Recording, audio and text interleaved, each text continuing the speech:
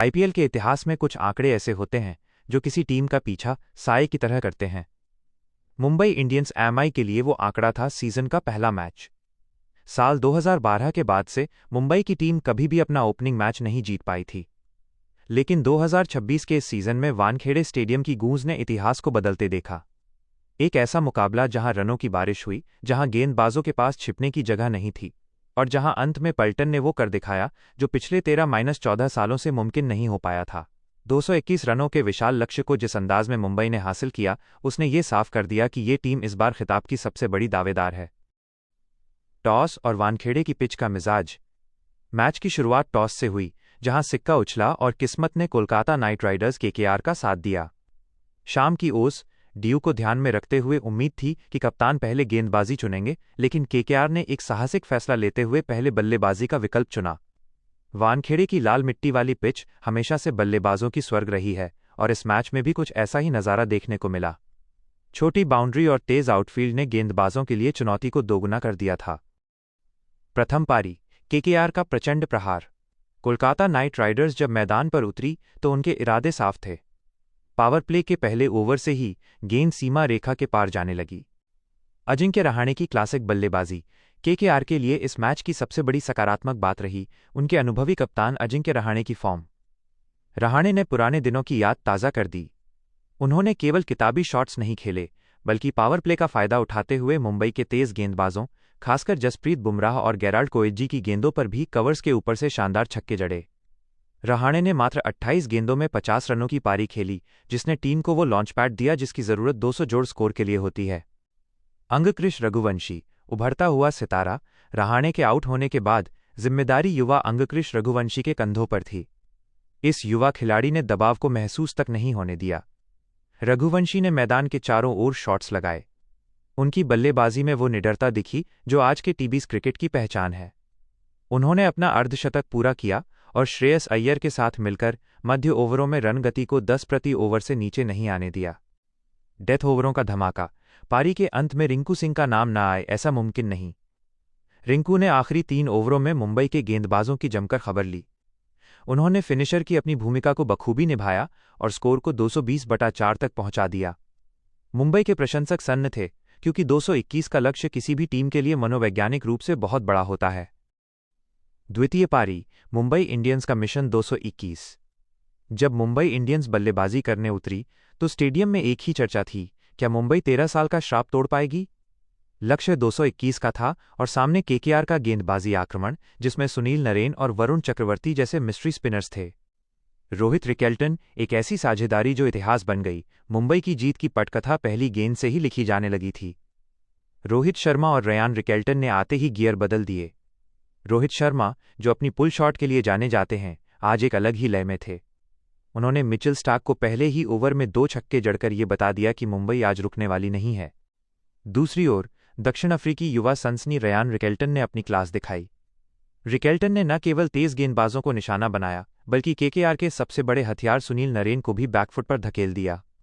Rickelton की 43 गेंदों में 81 रनों की पारी में 7 छक्के और 5 चौके शामिल थे।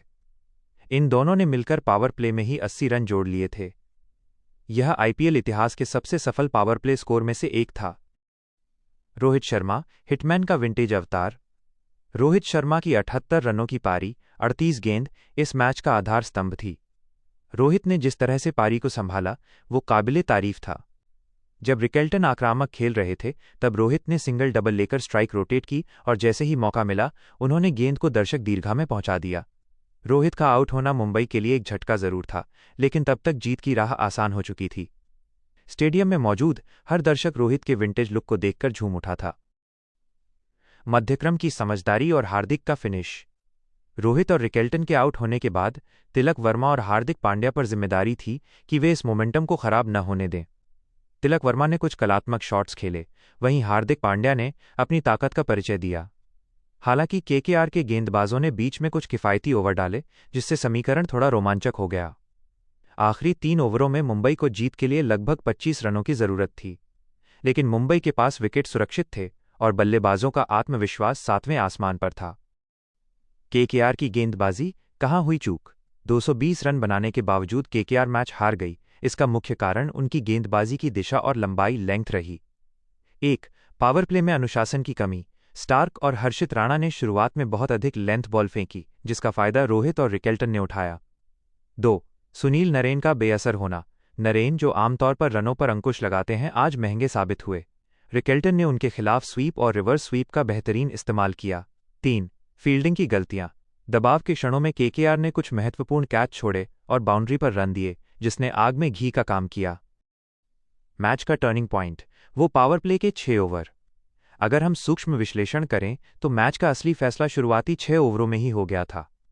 जब आप 221 का पीछा कर रहे हों तो आपको प्रति ओवर 11 से ज़्यादा रन चाहिए होते हैं। मुंबई ने पावर प्ले में 13.33 की रन रेट से 80 रन बनाए। इसने केकेआर के कप्तान और गेंदबाजों को रक्षात्मक होने पर मजबूर कर दिया। यहीं से मुंबई ने मनोवैज्ञानिक बढ़त बना ली थी। Player of the match, Shardul Thakur का जादू।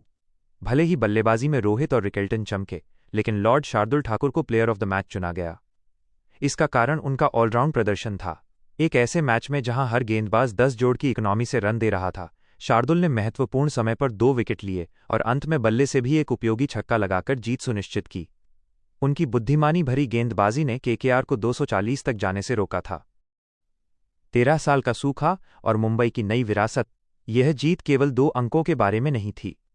ये जीत उस मानसिक बाधा को पार करने के बारे में थी जो मुंबई इंडियंस पिछले 1 दशक से अधिक समय से ढो रही थी। 2012 के बाद पहली बार सीजन का पहला मैच जीतना ये दर्शाता है कि टीम के अंदर की रणनीति और ऊर्जा में बदलाव आया है। वानखेड़े का मैदान, जो मुंबई का किला माना जाता है, एक बार फिर अभेद्य नजर आया। निष्कर्ष, आगे का रास्ता। आईपीएल 2026 के दूसरे ही मैच ने पूरे टूर्नामेंट का स्तर तय कर दिया है।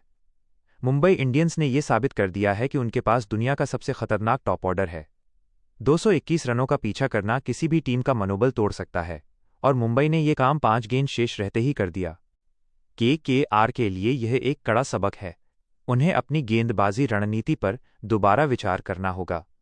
वहीं मुंबई के लिए यह जीत उनके कैंपेन को वो गति देगी जिसकी उन्हें सख्त जरूरत थी। क्या मुंबई इस साल अपना 6ठा या 7वां खिताब जीत पाएगी? इस शुरुआत को देखकर तो ऐसा ही लगता है। अंतिम score card: KKR 220/4, Rahane 50, Raghuvanshi 55, Rinku 35 तारांकन। MI 224/4, 19.1 over, Rickelton 81, Rohit 78। परिणाम: मुंबई इंडियंस 6 विकेट से विजयी।